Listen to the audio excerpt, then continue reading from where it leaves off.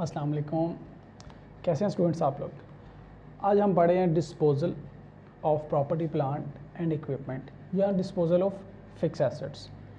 हमने एडिशन पढ़ी, जब एसेट ख़रीदा जाता है तो क्या होता है, उसका फाइनेंशियल स्टेटमेंट्स पे क्या इम्पैक्ट आता है, हमारी अकाउंटिंग पे क्या इम्पैक्ट आता है। आज हम पढ़ेंगे अगर कोई एसेट डिस्पोज ऑफ हो रहा है यानी कारोबार से जा रहा है तो उसका कारोबार पे क्या इम्पैक्ट आएगा। ठीक है जी। इसका सबसे पहले इसकी अकाउंटिंग पढ़ते हैं, फिर इंशाल्लाह एक सवाल के साथ इसकी वर्किंग भी सीख लेंगे। इसकी अकाउंटिंग क्या है।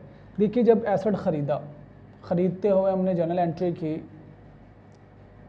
फिक्स एसेट डेबिट, कैश और बैंक क्रेडिट।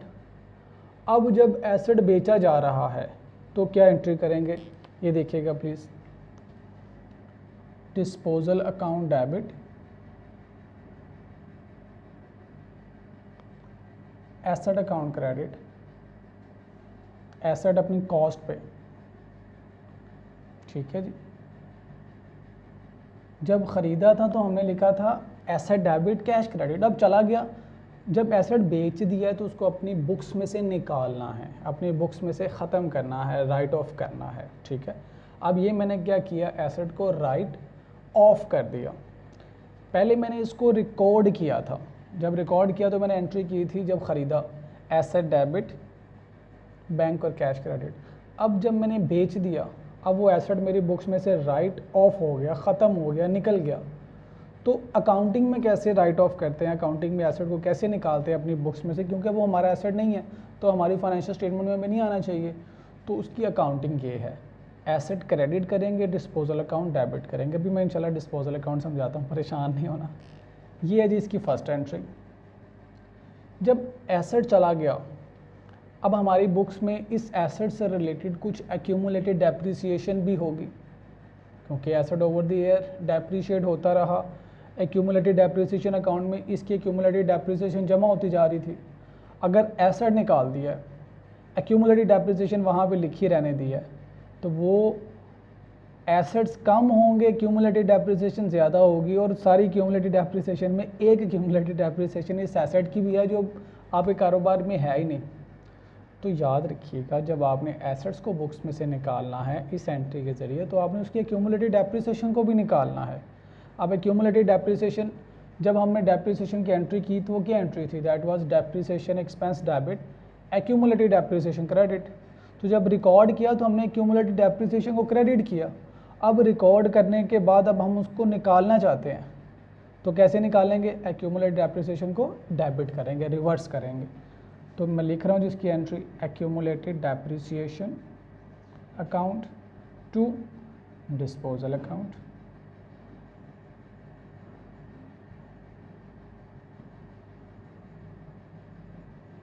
ये हमने क्या किया, उस एसेट की एक्यूमुलेटेड डेप्रिसिएशन, ख़रीदने से लेके बेचने तक की जितनी भी डेप्रिसिएशन थी उसको अपनी बुक्स में से राइट ऑफ कर दिया, निकाल दिया। अब एसेट को बेचने से कुछ कैश मिला होगा या बैंक में पैसे आए होंगे, उसकी भी एंट्री करते हैं। उसकी क्या एंट्री होगी जी, कैश मिला, increase in asset cash debit, और डिस्पोजल अकाउंट क्रेडिट।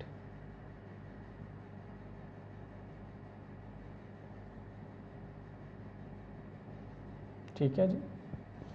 अब इस ट्रांजैक्शन से या तो हमें प्रॉफिट हुआ है या लॉस हुआ है।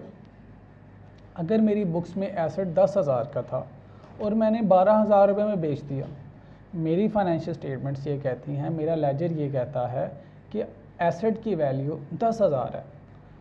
एक्यूमुलेटेड डेप्रिसिएशन माइनस होने के बाद, यानी cost minus accumulated depreciation, net book value, मेरी बुक्स में वैल्यू एसेट की 10,000 है। बिक गया 12,000 का तो 2,000 का क्या हो गया, प्रॉफिट। वो कैसे रिकॉर्ड करना, उसकी अकाउंटिंग क्या है। तो अगर प्रॉफिट हो जाए, मैं लिख रहा हूँ जी गेन ऑन डिस्पोजल। अगर बेचने से मुनाफा हो गया, प्रॉफिट हो गया, तो कैसे रिकॉर्ड करेंगे जी, डिस्पोजल अकाउंट डेबिट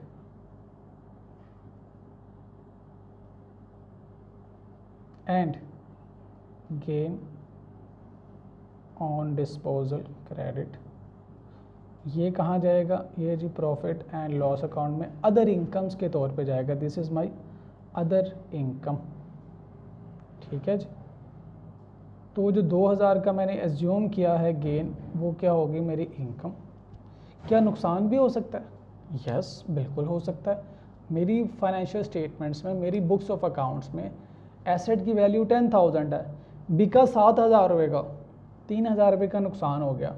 वो जो लॉस हुआ उसकी क्या एंट्री होगी, मैं लिख रहा हूँ जी loss on disposal.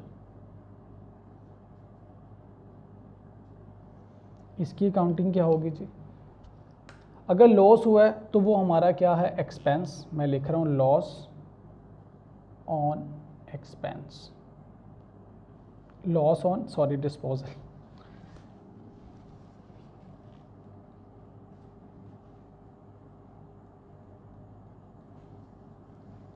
Loss on disposal,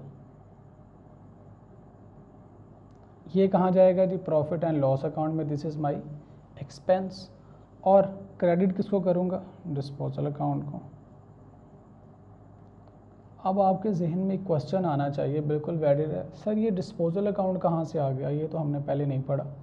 जी बिल्कुल नहीं पढ़ा।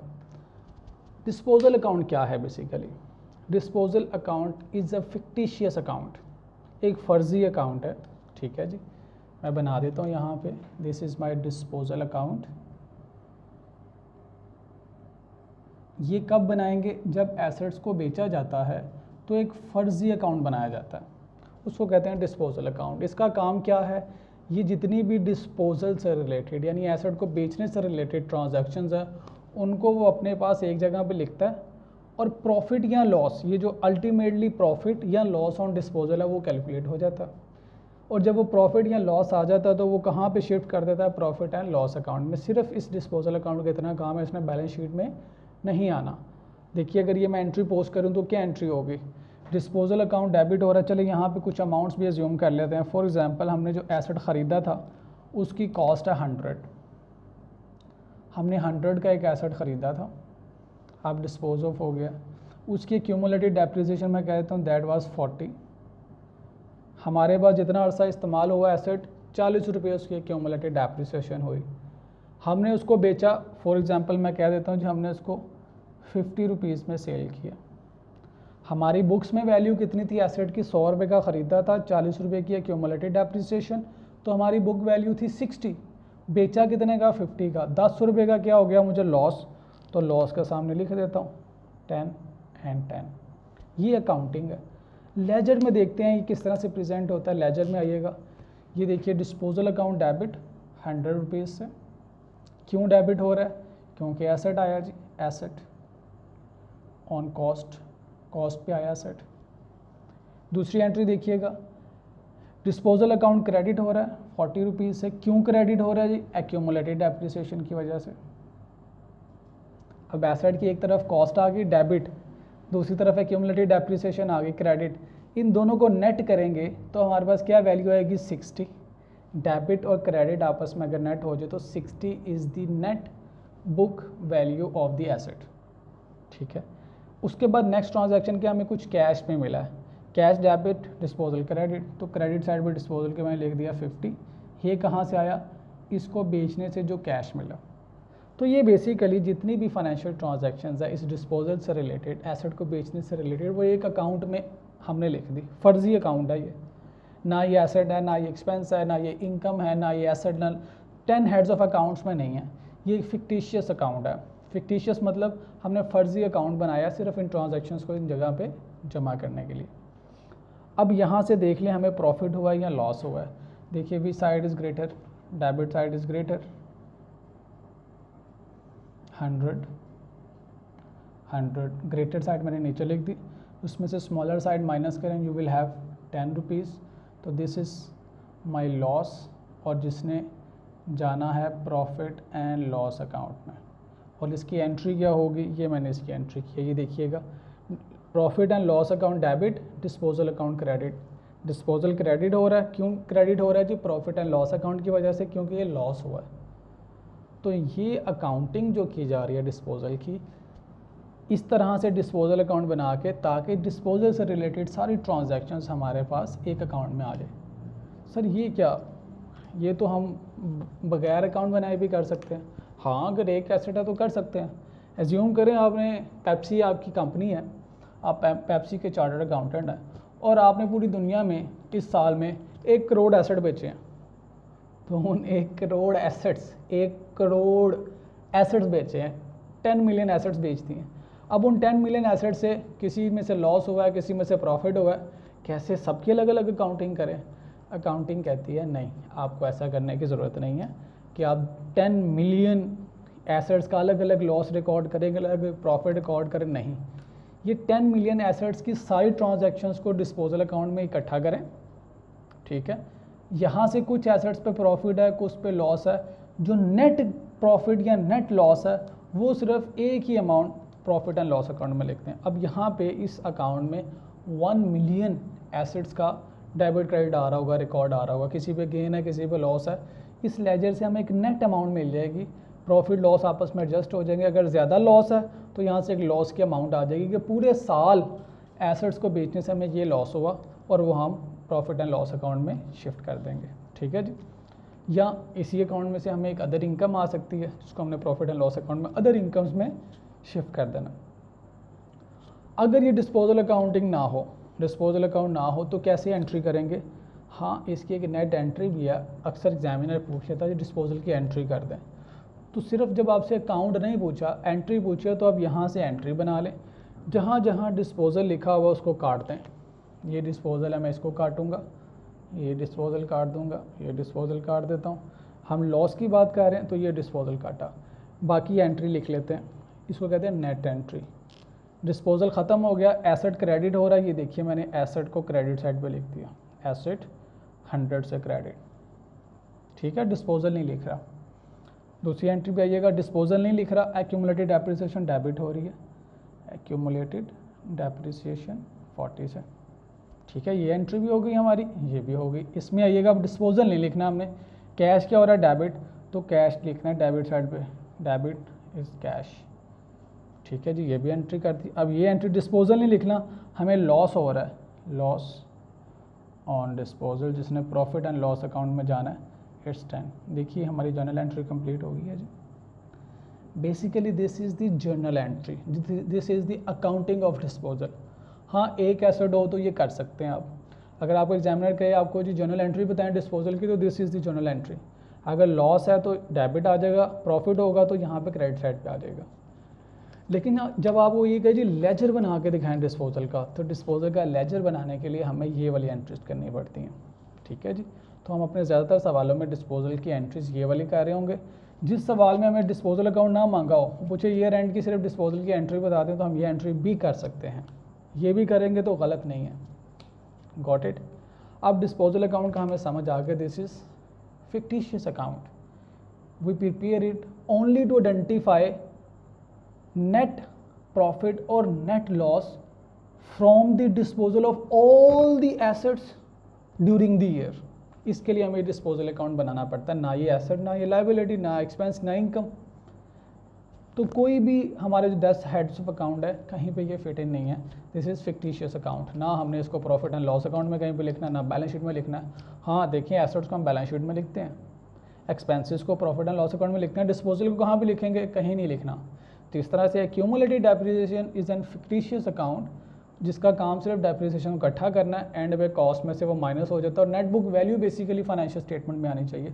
तो एक्यूमुलेटेड डेप्रिसिएशन क्या है, वो भी कोई ऐसा अकाउंट नहीं है जिसको face of the financial statement पे आना चाहिए।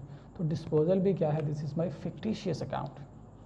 समझ गए जी। इसको बनाने का मकसद नेट प्रॉफिट और net loss from the disposal of property plant equipment during the year. जितने भी पूरे साल में एसेट्स बेचे गए हैं, वहाँ से जो नेट प्रॉफिट या नेट लॉस है, उसको कैलकुलेट करने के लिए हम डिस्पोजल अकाउंट बनाते हैं, ठीक है जी।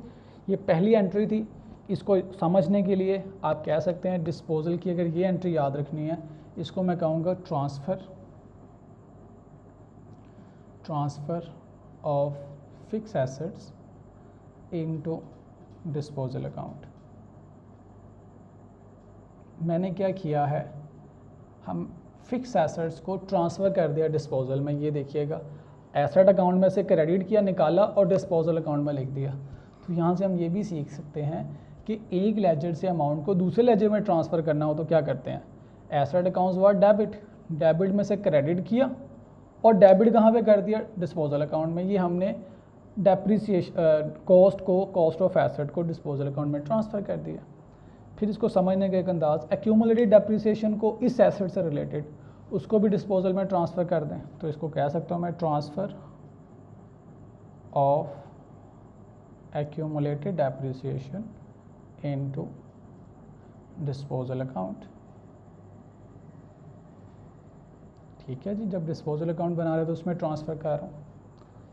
ये भी क्या है, कैश रिसीव हुआ है, कुछ लिखने की ज़रूरत नहीं है, कैश रिसीव्ड है, ट्रांसफ़र तो हम कर ही नहीं रहे इसको। और उसके बाद क्या है, नेट प्रॉफिट और net loss from the disposal account. ये डिस्पोजल अकाउंट सिर्फ इस पर्पज़ के लिए बनाया जाता है, हम लॉस या प्रॉफिट कैलकुलेट कर सकें। ठीक है जी, ये थी इसकी अकाउंटिंग। अब एक सवाल से समझते हैं, हमारे सवाल में जो हमने डेप्रिसिएशन कैलकुलेट करना सीखी, जो लेजर्स बनाना सीखे, डिस्पोजल की वजह से उस पर क्या इम्पैक्ट आएगा, क्या एडिशन हो जाएगी। तो एक तो हमें नज़र आ गया, डिस्पोजल की वजह से एक डिस्पोजल का अकाउंट बनेगा और एक ये हमें अकाउंटिंग एंट्री करनी पड़ेगी, तो हमारी अकाउंटिंग में इजाफा हो गया।